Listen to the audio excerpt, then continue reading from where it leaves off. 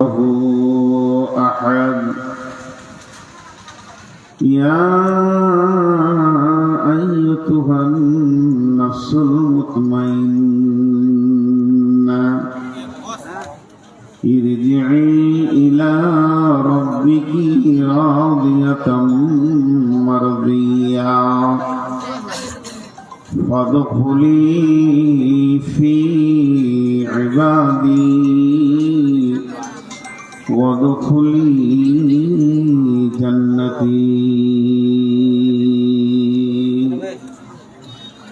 بسم الله الرحمن الرحيم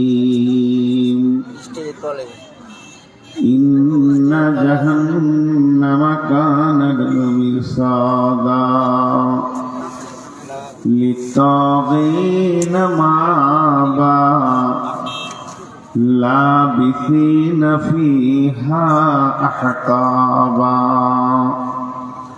لا يذوقون فيها بردا ولا شرابا إلا حميما وغساقا جزاء وفاقا. بسم الله الرحمن الرحيم.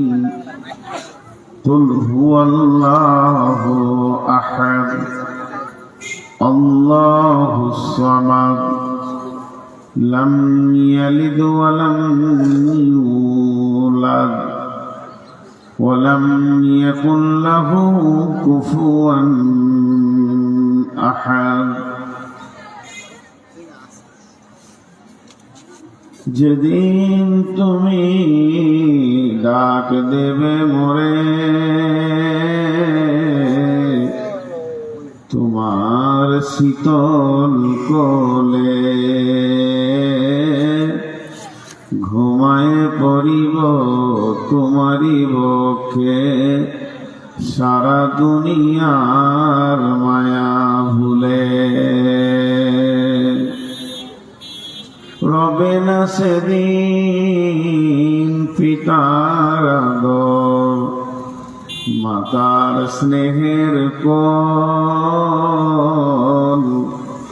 বন্ধু স্বজনে ব্যথা অনুভূতি শিশুদের কলরব।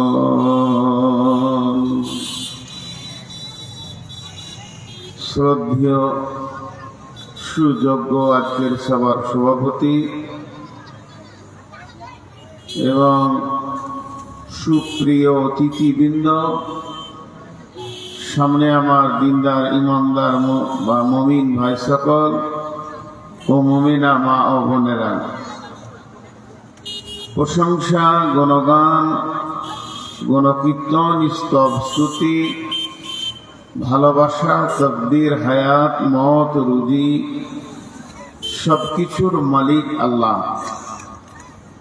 যে মহান মুনিব আজকে এই শনিবার দিবাগত রাত্রিতে 2026 সালে জানুয়ারি মাসের আজকে 24 তারিখ দিবাগত রাত্রিতে আমাদেরকে মালদায় কবুল করেছেন আল্লাহ। একটা ওয়াজ মাহফিল মসজিদ কেন্দ্রিক আয়োজিত মাহফিলে সেই মাবুদের দরবারে আমরা শুকরিয়া করি আলহামদুলিল্লাহ। দুরূদ ও সালাম বর্ষিত হোক আখিরি নবী শেষ নবী নবীদের নবী নবী মুহাম্মদুর রাসূলুল্লাহ সাল্লাল্লাহু আলাইহি সাল্লামের উপর। আল্লাহুম্মা সাল্লি আলাইহি আল্লাহুম্মা বারিক আলাইহি। মোহতারাম ভাইও আজিজ ও বুজুর্গ দোস্ত, আমি আপনাদের আবেদন করা আগে থেকেই আমার কাছে আবেদন করা বিষয়বস্তুকে সামনে রেখে কয়েকটি কালাম পাকের আয়াত তেলাওয়াত করেছি এবং সেগুলোকে সামনে রেখে কিছুক্ষণ স্বল্প সময় কয়েকটি কথা বলে সমাপনী দিব। ইনশাআল্লাহ যদি আমার মাবুদ আমাকে তৌফিক দেন তো ওমা তৌফিক ইল্লা বিল্লাহি আলাইহি তাওয়াক্কালতু ওয়া ইলাইহি উনীব।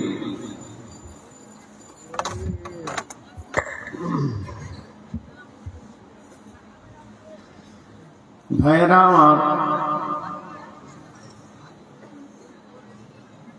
আখিরাত আর দুনিয়া কোরআন শরীফে কয়েকবার এসেছে। সূরা বাকারাতেই প্রথম দিকেই চলে এসছে একটা কথা, অবিল আখিরাতি হুম ইউকিনুন। অবিল আখিরাতি হুম ইউকিনুন, 7টা কথা বলার পর আল্লাহ 8 নম্বরে এটা বলছেন, অবিল আখিরাতি হুম ইউকিনুন, তোমরা আখিরাতের প্রতি বিশ্বাস করো। তো আখিরাতটা কি? আখিরাত বস্তুটা কি? একটা হলো ইহ জগৎ, একটা হলো পরজগৎ, একটা হলো ইহকাল, একটা হলো পরকাল। ইহকালের 3টি স্তর আছে। ইহকালের 3টি স্তর হচ্ছে আত্মা জগৎ, মায়ের পেট, দুনিয়া, বাস শেষ। আখিরাতেরও 3টি স্তর আছে। আখিরাতের প্রথম মঞ্জিল হলো আলামে বারজাখ, কবর, তারপরে হচ্ছে কিয়ামত, তারপরে আখিরাত।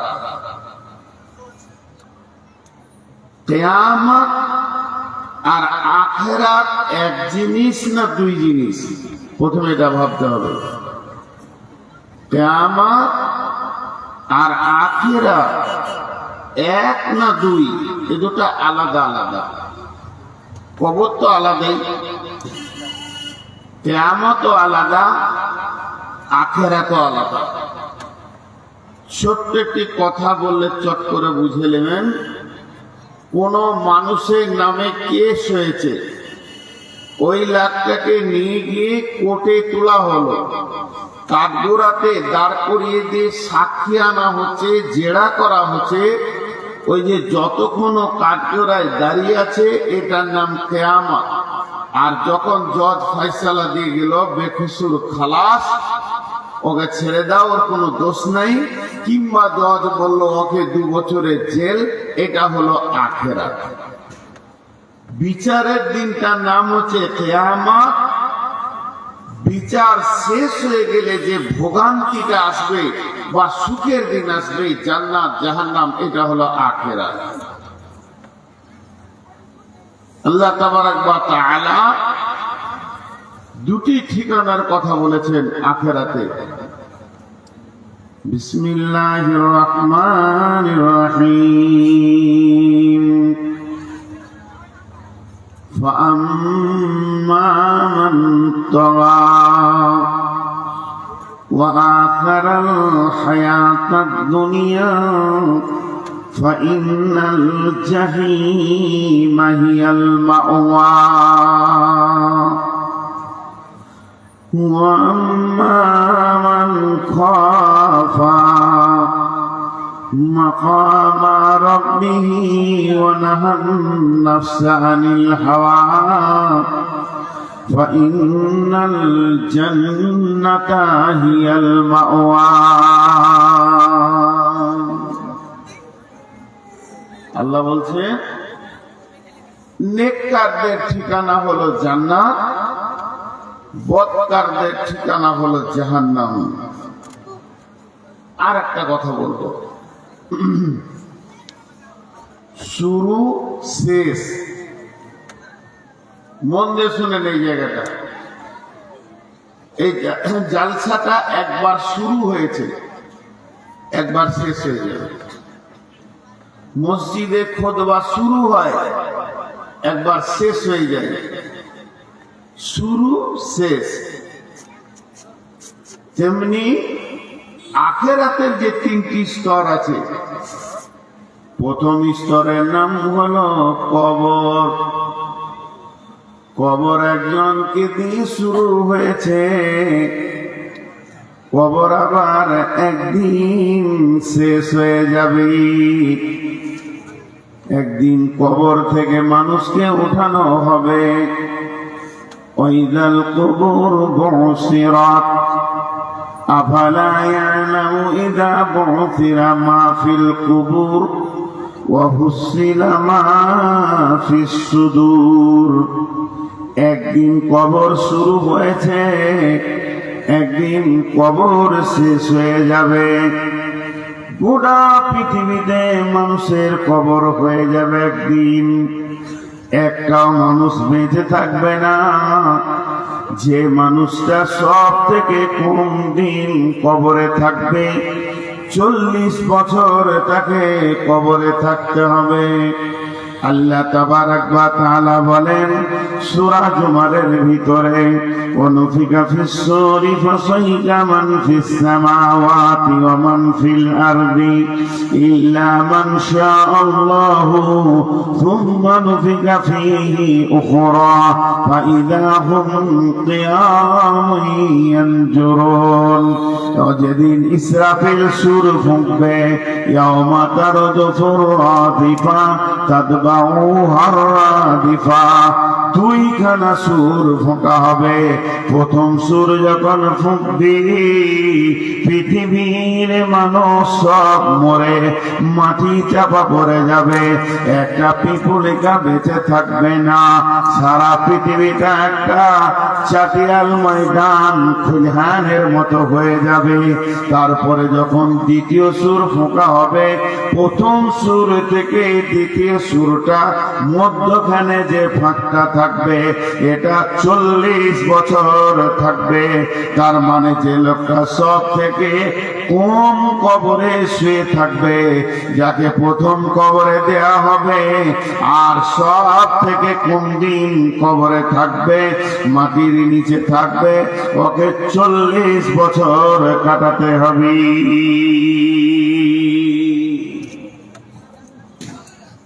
তারপরে যখন দ্বিতীয় সুর ফুঁকবে, কবর থেকে সব উঠে যাবে। সারা পৃথিবীতে মাটির নিচে একজন আর থাকলো না, উঠে গেল। কোথা উঠবে?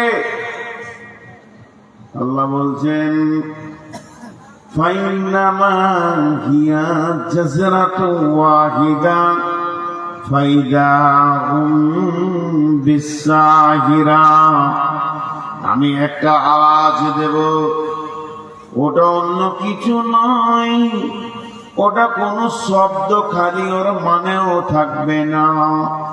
বিকট আওয়াজ হবে। এই আওয়াজটা কেমন হবে? সমস্ত কবরবাসী এক জায়গায় জমা হবে।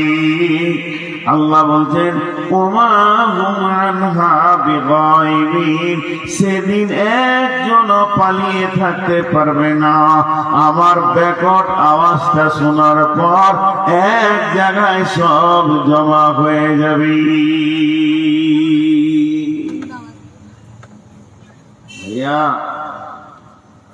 একটু আর 5টা মিনিট আমাকে দেন, মেন বক্তব্য আমি ফিরে চলে আসবো। শুধু উপস্থাপনা মাত্র। তাহলে এখান থেকে বোঝা গেল কবর একদিন শুরু হলো, কবর একদিন শেষ হয়ে যাবে, কবরে কেউ থাকবে না। এরপর শুরু হবে কিয়ামত। কিয়ামত একদিন শুরু হবে, কিয়ামত একদিন সংগঠিত হবে। ويقولون متى هذا الوعد إن كنتم صادقين।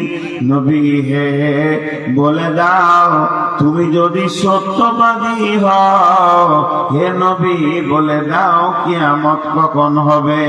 নবীজি বললেন কুল ইন্নামা আনা নাযীরু কুল ইন্নামাল ইলমু ইনদাল্লাহি ওয়া ইন্নামা আনা নাযীরুম মুবিন।